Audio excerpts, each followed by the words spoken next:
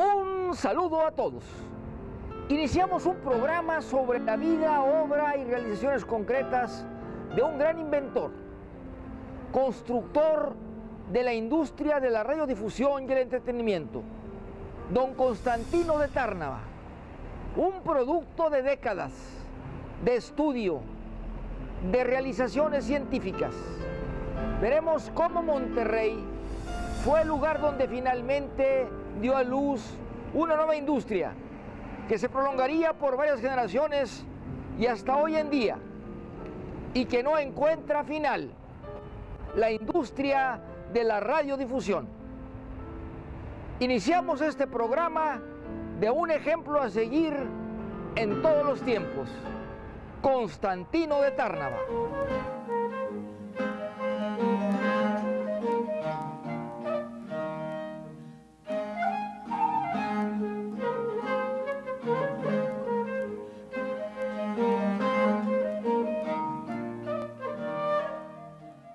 La historia del ingeniero Constantino de Tárnava Garzayala comienza desde hace más de 200 años, cuando un ascendiente del mismo nombre, el coronel don Constantino de Tárnava o de la Tárnava, llega a la región de Matamoros, Tamaulipas, en plena independencia mexicana.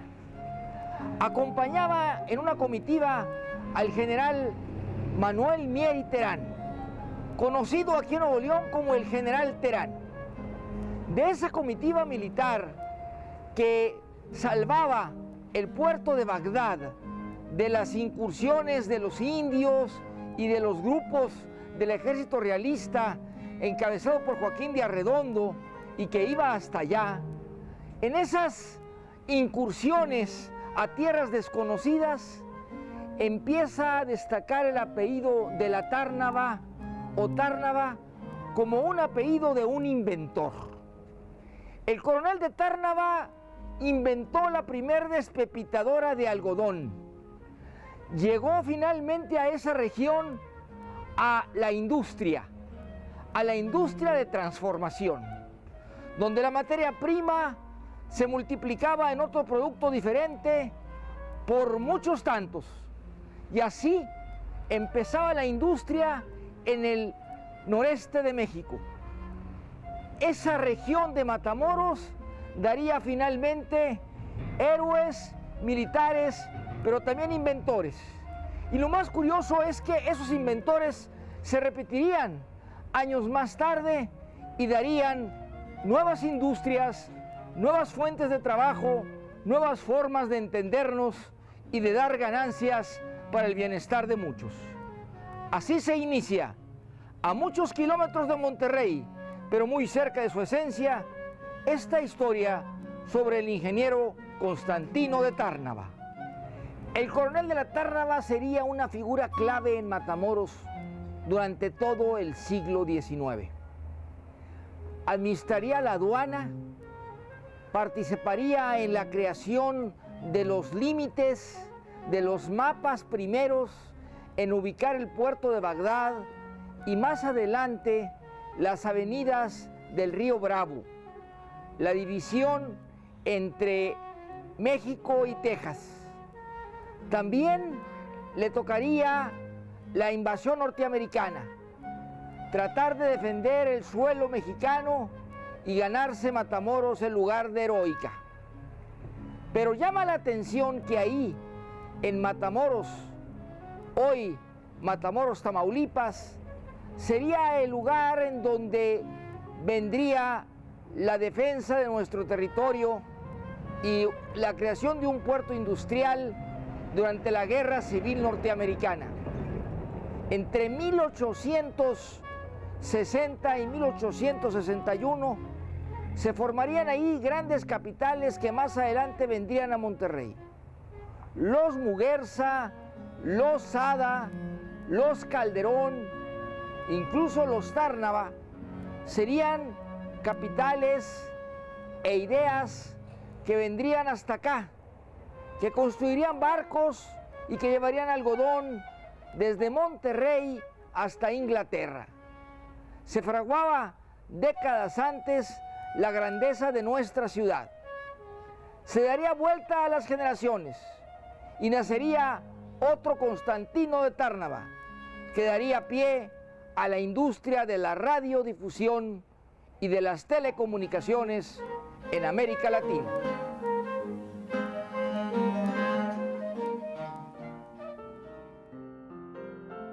Este era el barrio de Padre Mier y Guerrero.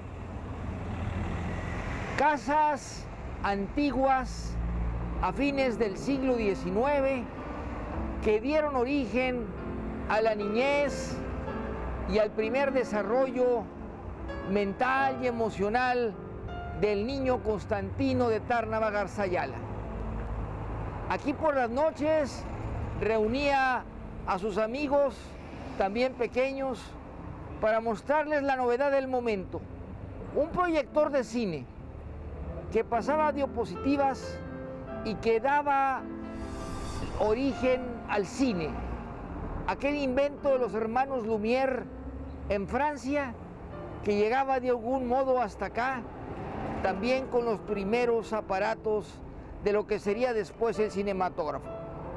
Niño curioso, siempre inventivo, innovador, estuvo siempre atento de lo que le platicaban y lo que leía en libros en inglés que venían de lejos. Llegó el momento de salir y estudió en San Edwards, muy cerca de Austin, en Texas, y más tarde en el estado de Indiana, en la Universidad de Notre Dame.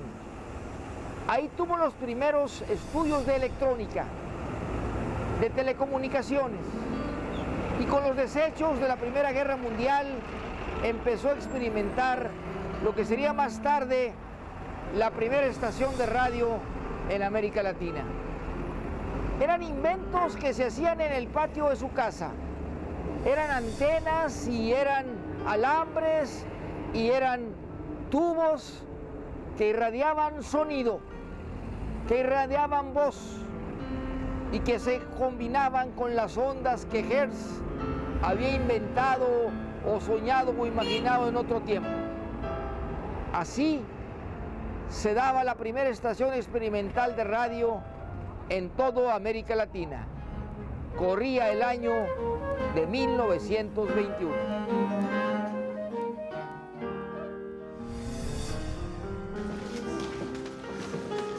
De veras, muchísimas gracias por apoyarme. Créanme, se ve un poco raro aquí con todos los cables y todo, pero pues deben de entenderlo, es algo nuevo, ¿verdad? Por supuesto, señor Tárnava. Con gusto estamos aquí.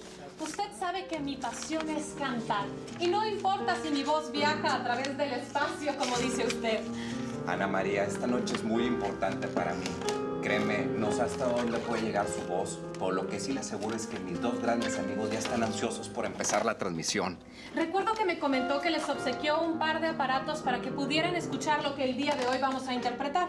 Ah, sí, claro. De hecho, ellos fueron los primeros en estar creer, conmigo. ¿usted? Exacto. Y eso que antes como que de repente sospechaban sobre mi cordura. Sí. Pero ahorita son los mejores aficionados.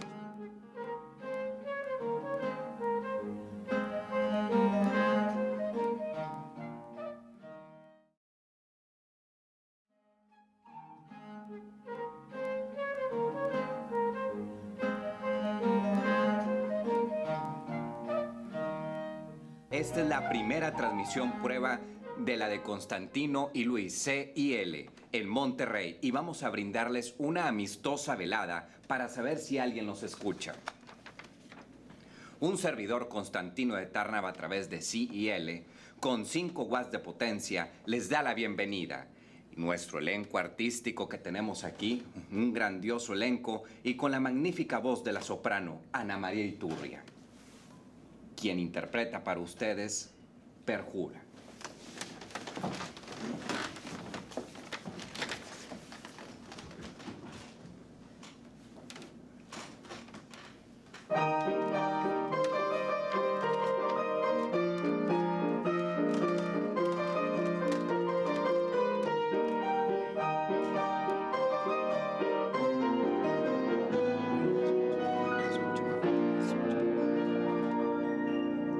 Con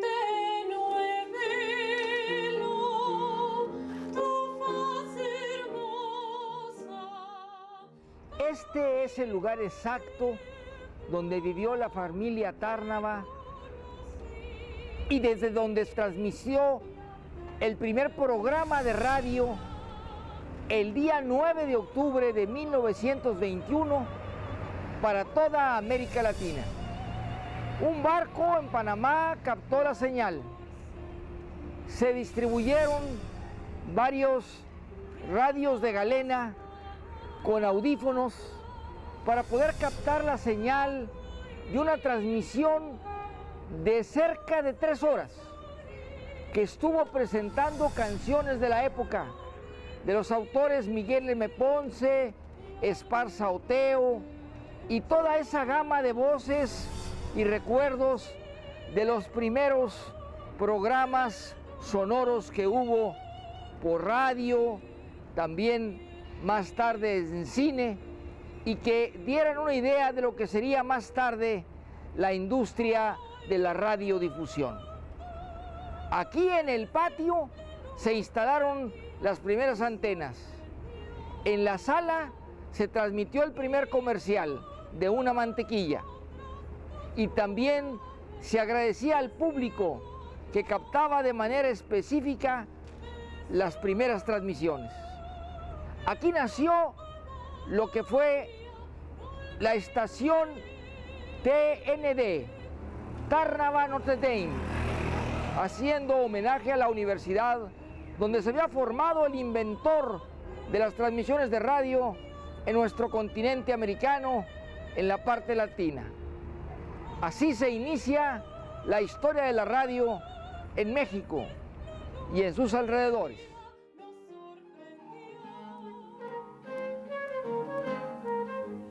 El ingeniero Tárnava entonces fue el primer locutor, el primer empresario, el primer vendedor de tiempo de radio que hubo en México. Un verdadero genio que inventó, imaginó y coordinó los trabajos de esta nueva industria. Solo 4 estaciones de radio en todo el país tenían concesión en la década de los años 20.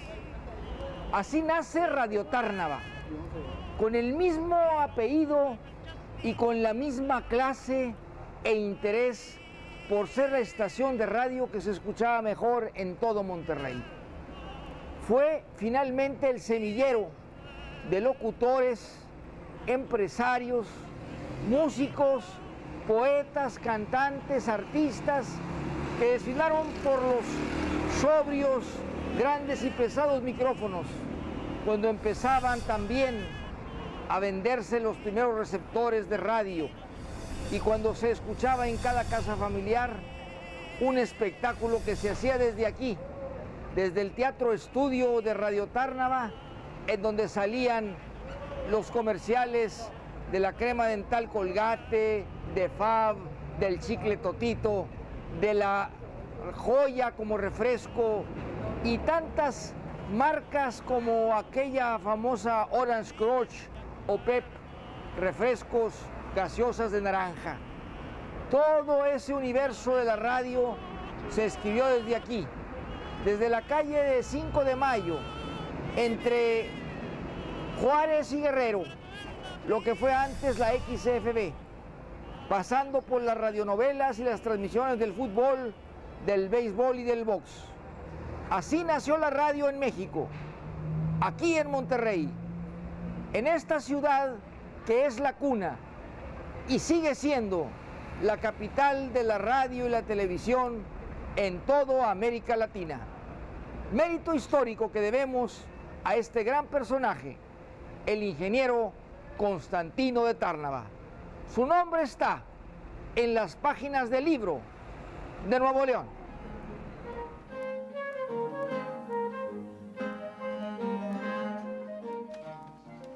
Ya regresamos, su servidor Constantino de Tárnava les habla a través del micrófono de CIL. Y no quiero desaprovechar este momento para enviar un saludo a otros grandes investigadores de la radio en México, que con gran pasión buscan que cada mexicano escuche las diversas voces que llegan hasta su corazón. Este es el Teatro Estudio de la XCH, y que más tarde pasó a ser el Teatro Estudio de la XCFB, por la calle de 5 de Mayo entre Juárez y Guerrero.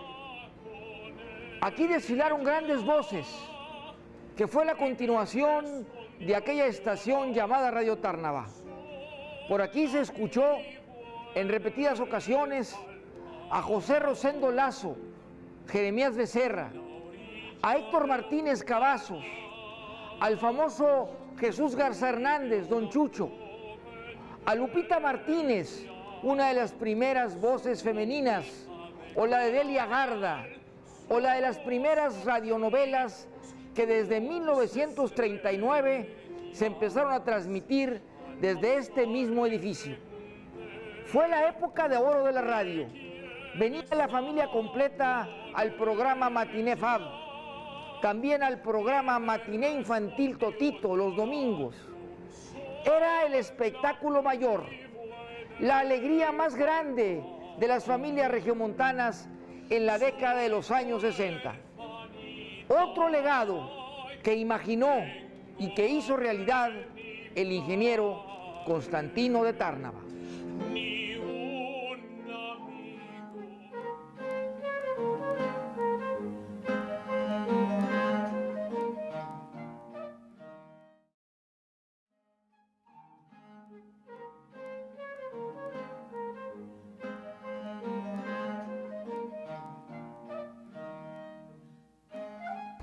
Hola, ¿qué tal? Les saluda su servidor Domingo García Carrera. Mucho gusto, gracias por la invitación. Vamos a hacer un repaso de los inicios de XCH Radio Tárnava, La Voz de Monterrey, así se anunciaba en aquellos años. Muy bien, pues yo llegué en 1952 como operador de consola a una invitación de mi padrino en paz descanse, el licenciado Joaquín Iglesias Romero. Allí duré 2 años, hasta que posteriormente el buen amigo Raúl Alvarado Ortiz me dio la oportunidad del micrófono. Considero que nosotros llegamos en la segunda o tercera generación. Ahí estuvimos y pasaron programas muy interesantes, como el primer programa que teníamos a las 7 de la mañana, 7 a 8, por Pedro Martínez Serna, en paz descanse, que anunciaba café Ion, sabroso hasta la última gota. Había muchos programas interesantes, por ejemplo, el especial de las 12:15 con Raúl Alvarado Ortiz, de 12:15 a 1 de la tarde. Imaginariamente se trataba de un tren que llevaba pasajeros y el tema musical se hizo muy famoso porque fue Mr. Anthony Boogie con la sensacional orquesta del trompetista Ray Anthony. Había otros programas muy estelares y que el ingeniero Constantino de Tárnava cuidaba mucho, al igual que su hermano don Luis de Tárnava, el programa Atardecer Musical. Música para las horas doradas, de 5 a 6 de la tarde con el tema Encantamiento de la orquesta de Otto Cesana.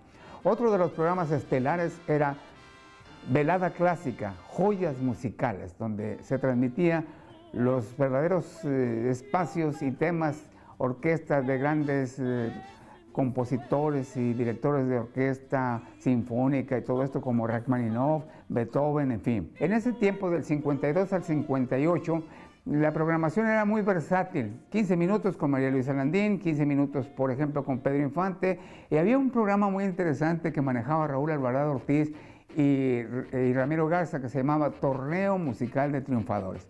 ¿Cómo era este programa?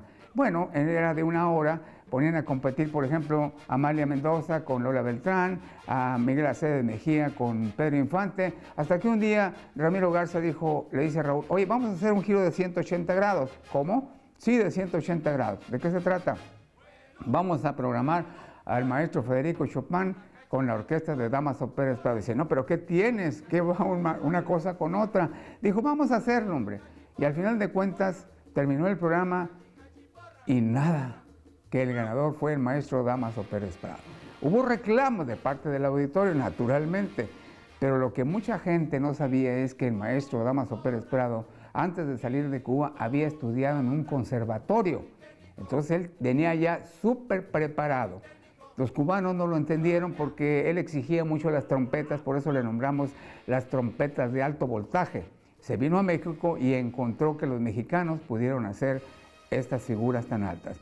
Es parte de la historia de XCH Radio Tárnava, La Voz de Monterrey. El ingeniero era muy exigente con la transmisión, pero al cabo de todo era muy buena gente. O sea, él nos grababa los comerciales en discos como si fueran LPs, y tenía su consola y ponía el pick-up y iba ranurando precisamente cuando iba grabando los comerciales. Él fue una excelente persona y muy conocido, y precisamente en 1958 hubo una redada de inspectores de la Secretaría de Comunicaciones y nos dijo: aquí está un dinerito para que se vayan a México a pasar su examen. La persona que no lo haga, evíteme la pena de despedirlo. Si no pasan el examen, hasta ahí tienen la oportunidad. El que tenga su examen, viene y sigue trabajando. El ingeniero Tárnava, que era el que estaba más al frente de la estación, era muy celoso con la programación y con los locutores. Cuidaba mucho los detalles que salieran a la perfección. Monterrey, Nuevo León, es una ciudad dinámica industrial que cobija gente que sabe trabajar y lucha por sus sueños. Este gran personaje vivió hasta el año de 1974. Dejó un ejemplo de trabajo, de creatividad y de amor a la radio y a los medios de comunicación. Desde entonces, Monterrey es la cuna de la radio en América Latina. Así llegamos al final. Agradecemos mucho su preferencia, su compañía. En la producción, Pati Acosta.